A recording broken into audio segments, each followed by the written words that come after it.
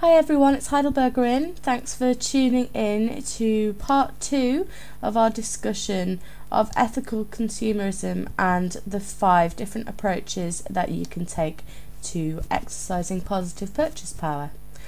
Okay, so now what I want to talk about is boycotts. We probably all know about boycotts.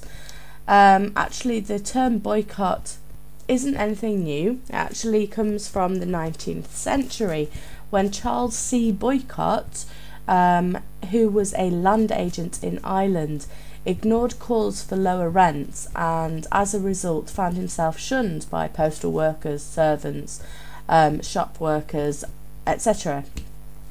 So it isn't a new thing to boycott, people or products. However, the idea of shoppers taking part in a national or a worldwide boycott is a more recent phenomenon, which was kick-started in the 70s and 80s with calls for consumers to avoid companies doing business in apartheid South Africa and Nestlé, for example, for its irresponsible promotion of baby milk products in the third world. Now, in theory, a boycott can be a powerful force for change if enough people get involved. I mean, at the end of the day, a company wants to make money, and if it thinks that it's going to make more money by becoming more ethical, or, at least stop itself from losing money because of its current unethical practices, then a company is more likely to sit up, take notice and change the way that it does business. After all, think about it, money makes the world go round.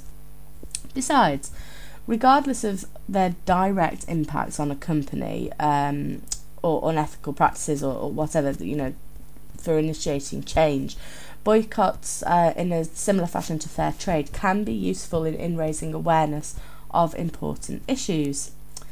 Now, I am going to be doing several videos on current consumer boycotts, basically to give you an idea of who's boycotting whom and why, and that'll be coming along soon, just so you can have a look and make your own minds up about the issues going on. Okay, so another approach, the fourth approach that I want to talk about, selective shopping. Now, we've talked about both ends of the spectrum so far.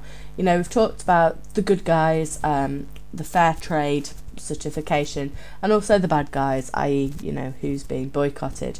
But what about, the people in the middle, all the big brands, the supermarkets, the chain stores, all the other people that are in between that basically make up the majority of the things that we buy? The companies who aren't yet potentially on the boycott list, they could improve their practices. I mean, if you think about it, it's practically impossible to avoid all the big companies.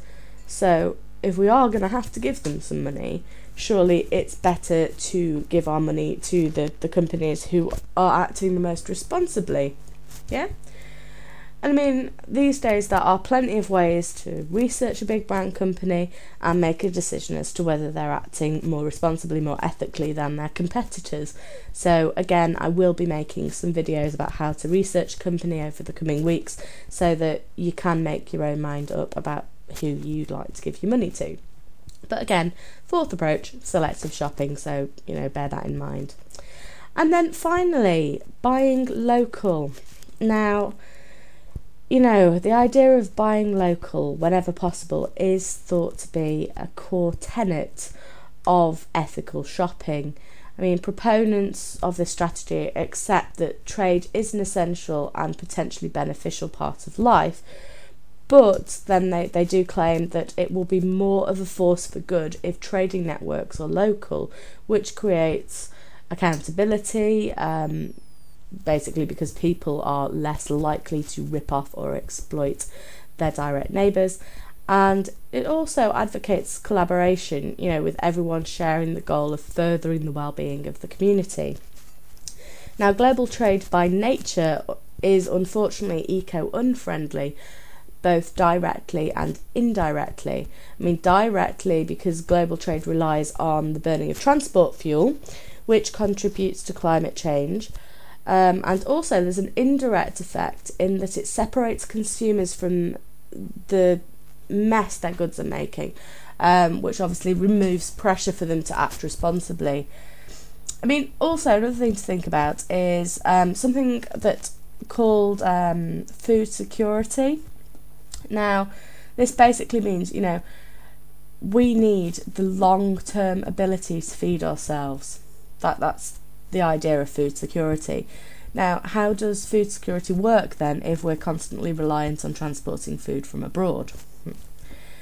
This being said, though, there is always going to be some national and international trade because, you know, some countries don't have the natural capacity to create or produce certain items, and of course it wouldn't make economical sense for every town to manufacture their own transport system, or, you know, there are some things where it just wouldn't make sense not to have national or international trade. So, you know, there are things to go for global trade. But that being said, you know, buying locally is an important issue which needs to be considered. I mean, unfortunately, it's not as easy as all that. It never is it? Because obviously the global market does have some positives, you know. The existence of the global market makes it easier for international regulation to come into force. So basically, as with everything that we're always discussing, you yourself have to weigh up the pros and cons of everything you do and make the decision for yourself. But I just can't stress enough, you know, you need to make sure that you know your reasons for doing what you do or not doing what you do, and make sure that you're making an informed choice and not just following the herd or being sucked into media hype. Okay, so thanks very much for tuning in this week. I will be back again next Thursday with some more information on how to shop ethically and what impact this has on the world. So I hope to see you again next Thursday. Have a beautiful and blessed week, guys, and I will see you soon. Take care. Blessed be. Bye.